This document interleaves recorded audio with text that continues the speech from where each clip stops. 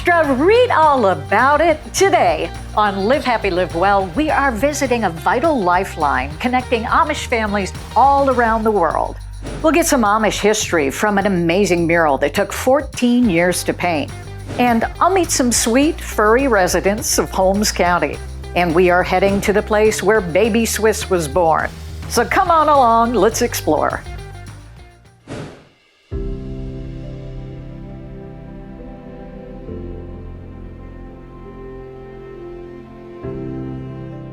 Carita, this is outstanding. Yes. Explain where we are to everybody. You are in the Behalt, which is a painting that's 10 feet tall, 265 feet long, and it is a painting that tells the story and the history of the Amish and Mennonites.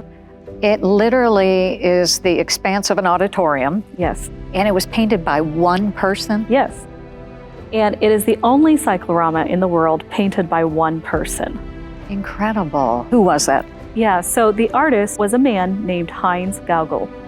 He was a German immigrant who left Germany after World War II, traveled to Canada, and just stumbled upon this area. And to his immense surprise, he had the same German dialect that everyone else around here did. And he must have felt at home for the first time since World War II. And so he moved here and lived here for 30 years. And then discovered this rich history of the Amish and Mennonites and wanted to help them tell their story. For someone who doesn't understand the difference between the Mennonites and the Amish, they're all represented here, but yes. What's an easier way to explain that? So the biggest difference between the Amish and the Mennonites is in their approach to technology. The Amish have limited all forms of technology because they want to live closer in community. And so not driving a car forces you to get to know your neighbors. Yeah. Mennonites, we love when we talk about community, but we don't have those same restrictions, or most of the Mennonites don't. Now, a big majority of this is to come into the Behalt and take this all in, and then you have guided tours for that. Yes, we give 30 to 40-minute guided tours for it. And this is literally a history lesson. I don't know how you remember everything that you were talking about. It's incredible. Yes, there's a lot to remember in 30 to 40 minutes because, I mean, there's 1,241 characters on the painting. So we could be here for a full 36 hours if we wanted talking about it. I'll try not to take too much of your time. So then they visit this part, and then what are the adjacent areas people can visit? So we also have a one-room schoolhouse and a barn. That's our outside tour. And that one, if you're interested in learning about how the Amish live today, that is your tour.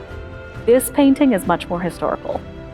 As a Mennonite yourself, and having experience growing up that way, what is the takeaway from people when you have a sit down with them like we're doing right now? Well, the takeaway for me for this painting is how can history challenge us today?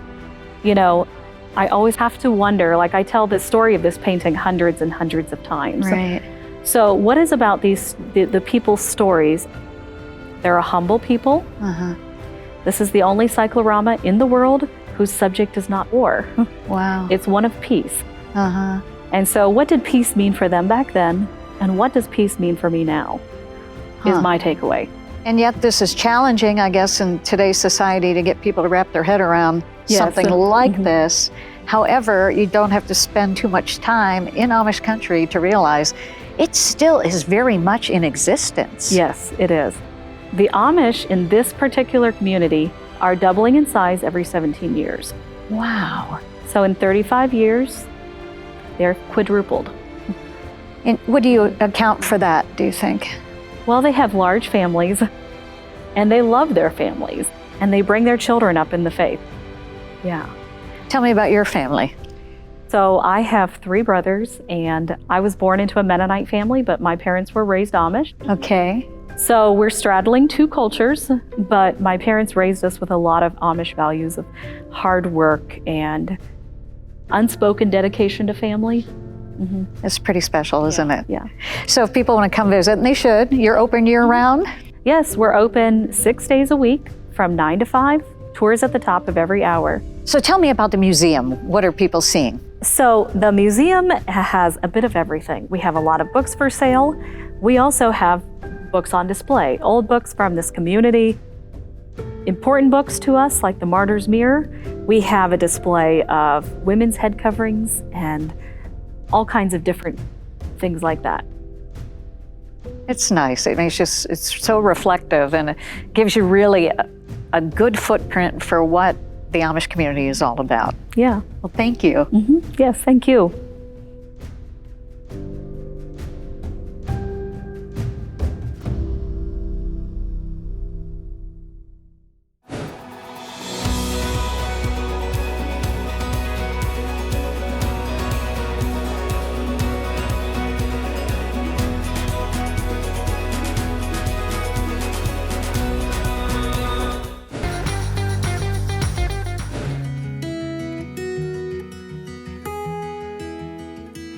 So I think this might be the nerve center of Amish country. Is that about right? That is. So you're welcome to the budget. Welcome to Sugar Creek. Yes. Glad to have you. And yes, the budget was established in 1890. So we are the largest and longest serving newspaper serving the Amish and Mennonite communities across the country. And we've been here in Sugar Creek since that time. We have scribes all across the country, into Canada and worldwide, and both Amish and Mennonite scribes. And what they do is they tell about their community, what's going on that day. So they're writing about, who was born, who might have passed away, who's sick, who had church that day, who visited church that day. So they're telling the story of their community, what's happening, and then we're privileged enough to publish it for them in their own words. Oh, that's incredible. I want to see what the scribes have written, and I know you did set some of that aside over here. Sure. Give us an example of what that would look like. This one is from Monte Vista, Colorado, and begins with, "What a beautiful sight, a double rainbow to the northeast after another 0.2 inches of rain. We had 0.1 the other day. The valley had much more rain than ever before since we moved here. Church was at Chester Yoder's, and it's to be at John Troyer's on September 11th. What a fascinating way to chronicle all this. And it's from all around the country. All around the country. On average, we have about 700 letters like this every week that we publish, and it's the story of their communities. We often say it's pure journalism because they're telling their stories unbiasedly about what's happening in their community. Now, the printing itself, it goes way back, and you haven't really changed things that much, right? That is correct, yeah. What the budget looks like today looks very similar to what it would look like over 100 years ago. So let's look at what you have mocked up behind you here, because I find that fascinating too. So this is a very special piece for me. So this is part of our local edition. We have two editions, the national edition, which is the revered collection of letters, and then we have this local edition. This comes from May 30th, 1979. The editor of the budget at the time was one of the founders of our museum, the Alpine Hills Museum. But ironically, I was cleaning up the museum last year and found on the birth announcement, my birth announcement. Oh my gosh. 1979, I'm not talking to you. I mean, what are the odds? I did a calculation. It's in the hundreds of thousands that could happen. So I feel it was almost, destiny for me to be here. My God. And so even with my birth announcement, because my grandparents were avid budget readers, I do come from the Amish, so it's kind of in my blood. We came over in about the 1750s, most of us, and so, but the chronicle, the daily happenings, we've been able to do that, since the 1890s. So it's and no computers involved. Other than typesetting the letters, but our scribes, they handwrite the letters. Yeah, I mean that's just incredible. Yeah, so some do type, but most of them are. So who's getting the paper and how do they get it? So we are 100% mailed by the United States Postal Service. So it can have its challenges, of course, but most of our readers are Amish and Mennonite, and throughout the country. We actually have more subscribers outside the state of Ohio than we do within the state of Ohio. So we go, the four corners, we go anywhere in the country, from Washington to Florida to Maine to California. They have to love this. Now, they're probably not getting it for a couple of weeks, right? We mail it out every week, and so in theory, they should be getting a budget every week. Don't know when it may show up, depending on the post office, but I bet they love it. They absolutely do. Oh my and we gosh. love doing it. Our mantra is that it's their newspaper. We're just privileged enough to publish it for them, and we truly believe that. So since you have Amish heritage, what does it mean to you to continue on the legacy of the budget? It means so much to me because I've seen the impact. Even growing up, it was a passion of my grandmother and my grandfathers to read the budget. My grandmother was actually one of our writers, one of the scribes, but she would actually wait out by the mailbox every Wednesday to get the budget. And just to see that passion.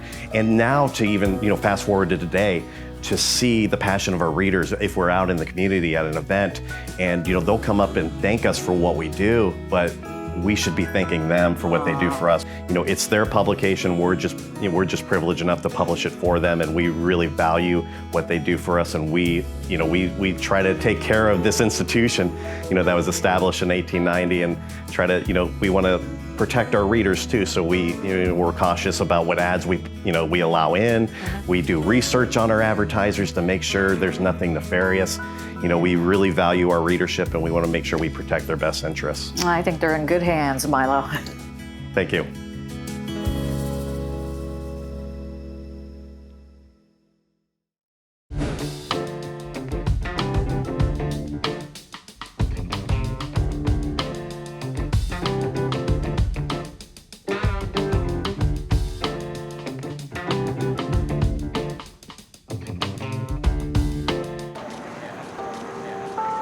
Grandma? Up for a road trip? Yeah. What do you say we pack our things and get out of here? I've been saving all my life just to disappear. Can I hold you to that? We could see the world. We could see the world. We could see the world. We could see the world. See the world. Plan your trip at Ohio.org. So Christine, the Alpine Hills Museum, this is quite a place. From the outside, you don't know how big it is. It's incredible. Yes, it's got 3 floors of history here, all about Sugar Creek and about our German, Swiss, and Amish heritage. And people who come to Sugar Creek, they probably didn't know that it's so steeped in this kind of history. And I didn't know the little Switzerland connection. Yes, the reason that we're called the Little Switzerland is because back in the 1800s, when Sugar Creek was first formed, it was the place where German and Swiss settlers built their homes and built it all around a train station that was originally here. Incredible. A train station and quite the cuckoo clock. I am the cuckoo clock.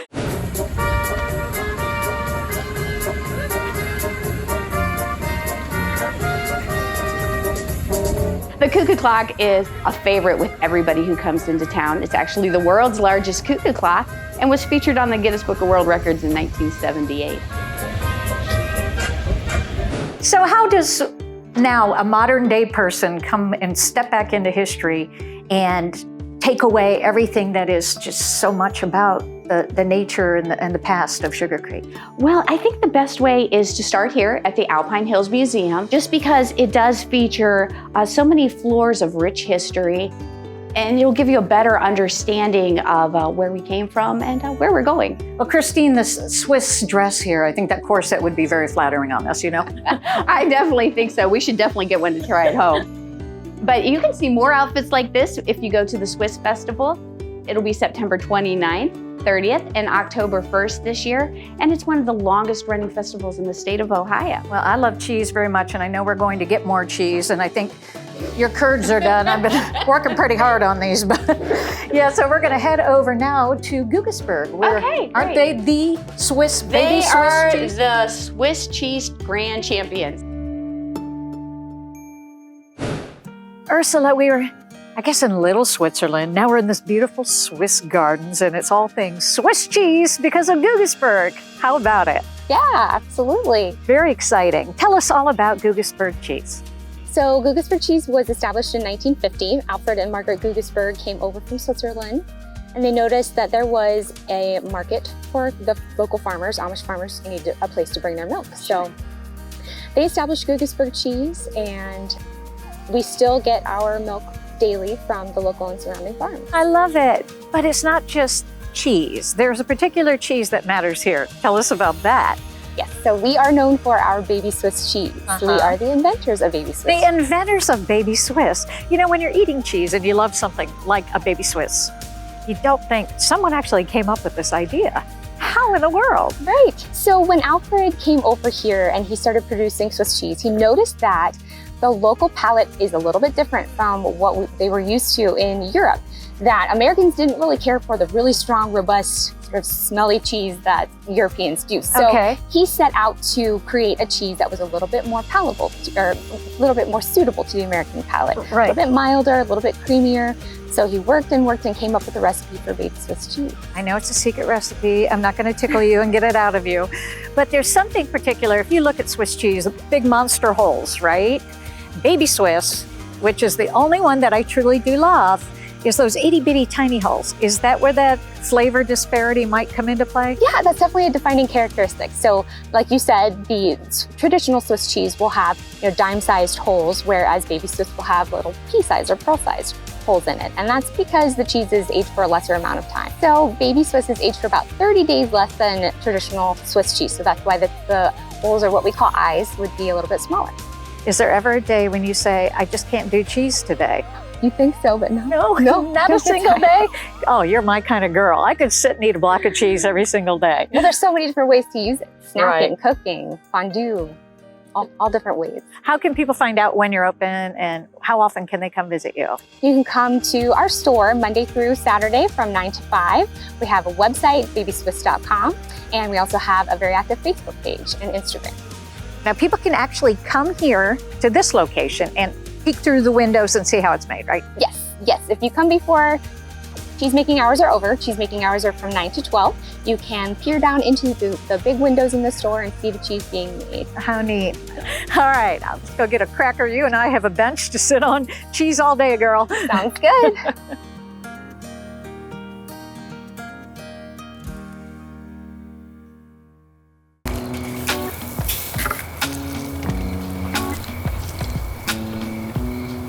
You fired up the grill for one hot dog? Seriously? Hot dogs, better with Pepsi.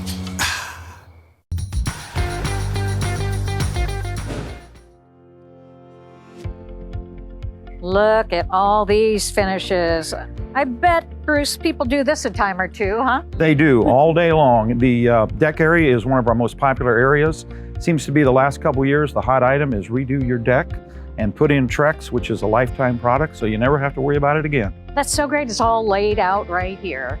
And everything is laid out right here. Everything is laid out here, so you can get your idea of how it's going to look, mix your colors together, whatever you want to do, Shawn. That's great. Now tell us about Keim. You guys go way, way back. We go back to 1911. We first started down at the bottom of the hill when you pull up our driveway as a mill Okay. by great-great-grandpa Keim. Huh. We're now run by the fourth generation of Keims. The major part of the store that we're in right now was actually built and designed by the third generation, Bill Keim and his wife. About 25 years in the planning of it. Wow. And Bill's idea was to make it a showcase for lumber. So that's why he loved cherry wood, and you'll see we have all cherry in here that was brought in cherry logs, run through local sawmills, and then run through our local mill to get finished wood to be done down here in the store. This place is incredible. This is his little village, Uh-huh. the street lights, the 35-foot clock tower that you don't find everywhere. No. And yeah, he wanted it to be a showcase, and it's amazing as people come in the front door, we can usually tell by the way they look around whether they've been here or not. And a lot of times the comment we get is like, wow, this is the Cabela's of wood. And I think Mr. Keim would be very pleased to hear Very that. proud of that. Yes, very Tell proud. us about how big this place is, though. It is massive. The store itself is 125,000 square feet that you're looking at. Uh-huh. Totally, we have 50 acres here. Jeez. We have 700,000 square feet under roof. We have 600 employees. We have a fleet of delivery trucks, approximately 30 of them, and we deliver 150 miles one way free of charge. Wow. So that gets us most of the state of Ohio, West Virginia, some Pennsylvania. We get out there. Yes, you do. So you are tailoring this to contractors, but you also then are, well, you're commercial to the consumer and you're B2B? Yes, we are. Yes, we are. Okay. That's a big part of our business, especially here in Holmes County, where lumber in the way of cabinets and furniture and finish shops is a very big item. Matter of fact, the #2 industry in the county. So we do cater to those as well. But the retail is a big part. I mean, we're happy that we have retail customers coming in here shopping for whatever their little projects might be. Right. So how does that work? So they've already met with a contractor. Right. But then they would come in here with their ideas and kind of be able to see those closer? Is that how it works? Okay. Exactly. And then narrow down their selections for colors and styles and types of trim and finish colors and all that. Yeah, this is very family oriented, as is this whole part of the country.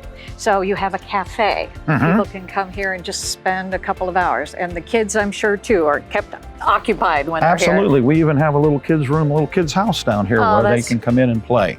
This is great. But I know with family in mind, your hours are very different. Yes, they are.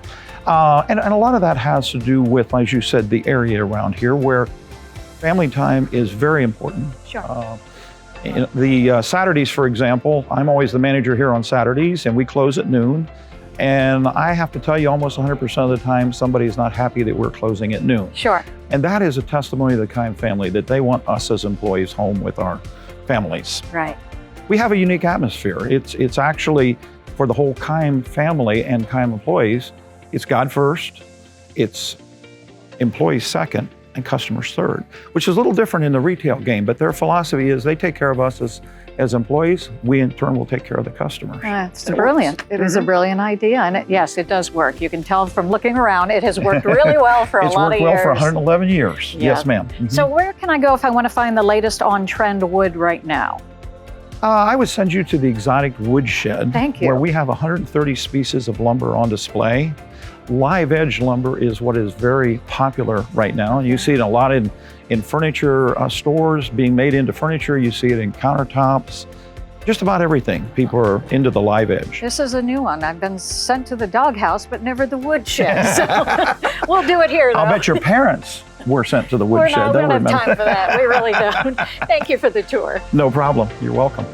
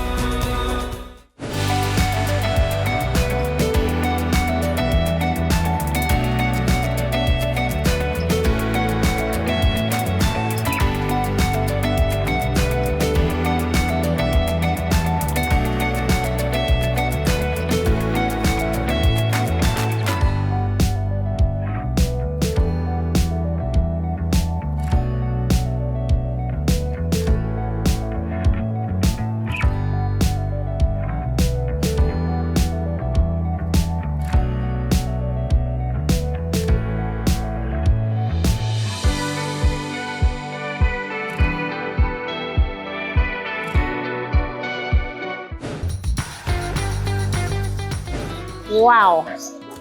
Big King here. I don't think I'll be riding on the back of you anytime soon. I think this might be a little more my speed over here. Oh, I get the hint.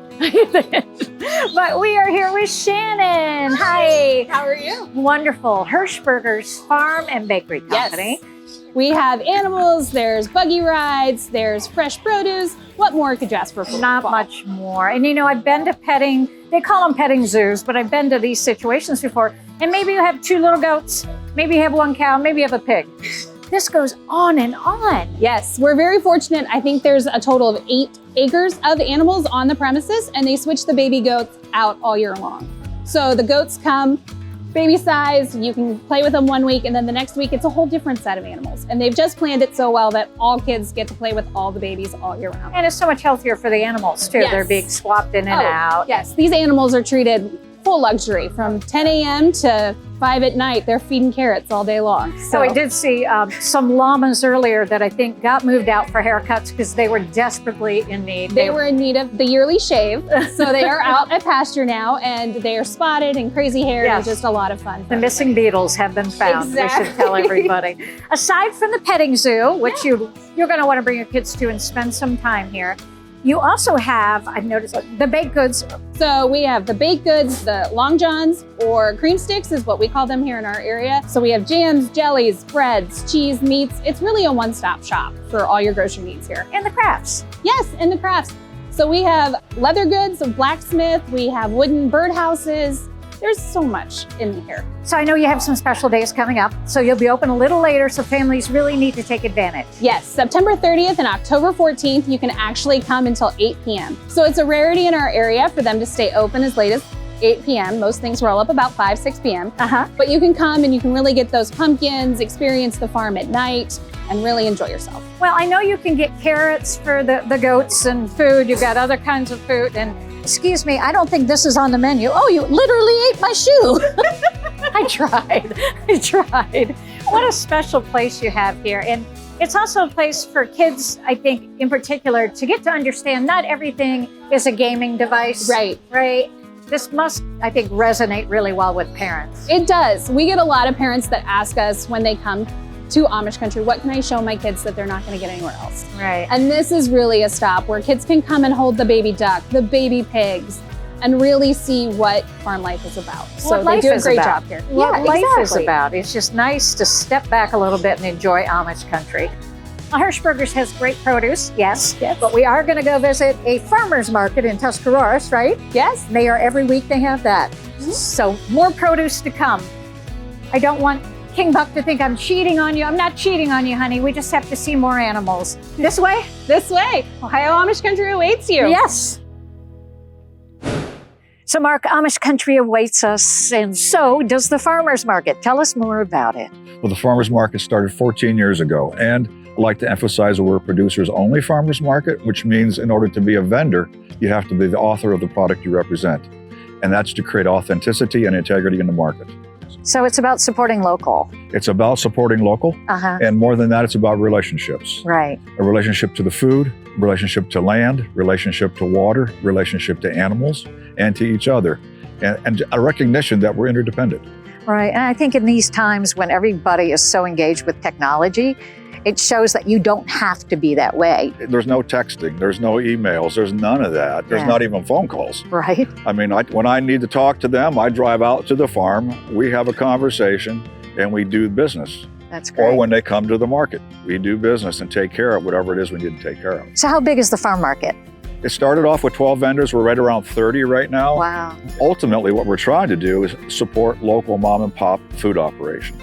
And it is specifically held on which days? It's held on Wednesday only, Okay. from 3 to 7, from June through the second week in October. Okay. And then we have a holiday market 2 days before Thanksgiving to showcase what's still available in Northeast Ohio. Most people think that by the time you get to the end of November, there's nothing left to eat here. That's not true, okay? So you can actually plan your Thanksgiving meal around what you can purchase at the farmer's market 2 days before Thanksgiving. Well, people have an opportunity right now to mark this down in their calendars. Come visit the farm market. Yeah, and plan. It's preserving what is here and held so dear, and yet at the same time providing for the community. That's the whole idea behind it. Thanks, Mark. You're welcome. Thank you. Well, folks, it's only 8 a.m. and it's going to be another hot one. Today's high is 85 degrees. It goes ranging Babe, in the upper 50s. it's 8 a.m. More of the sun, plus some lightning. Coming up at 8:30. Fried chicken, better with Pepsi. Thanks for watching. Keep living your best life now and live happy, live well. Closed captioning provided by Wesley Glen, Wesley Ridge, and Wesley Woods, now part of Life Enriching Communities.